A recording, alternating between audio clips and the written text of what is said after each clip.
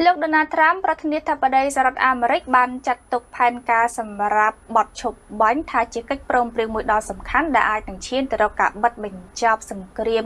ដែលចាយពេលប្រហែលជាង2ឆ្នាំរវាងអ៊ីស្រាអែលនិងក្រុមហាម៉ាស់ក៏ប៉ុន្តែការពិតជាក់ស្ដែងទៅនេះអាចជាអសានវត្តមួយរបស់លោកត្រាំសម្រាប់ឲ្យក្រុមហាម៉ាស់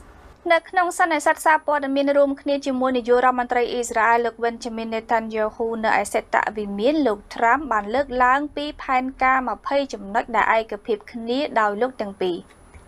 ប្រសិនបើហាម៉ាស់បដិសេធទទួលយកផែនការនេះលោក ត្រាំ បាននិយាយថាសហរដ្ឋអាមេរិកនឹងបើកដៃឲ្យអ៊ីស្រាអែលធ្វើតាមអំពើចិត្តអ៊ីស្រាអែលនឹងទទួលបានការគាំទ្រយ៉ាងពេញទំហឹងពីខ្ញុំដើម្បីបង្ហើយការងារគំទេចការគំរាមកំហែងពីហាម៉ាស់នេះជាការព្រមានរបស់លោក ត្រាំ នៅក្រោមផែនការហ្គាហ្សារូបលោកនឹងក្លាយជាប្រធានក្រុមប្រឹក្សាភិបាលបណ្ដោះអាសន្នមួយនៅក្នុងការទទួលបន្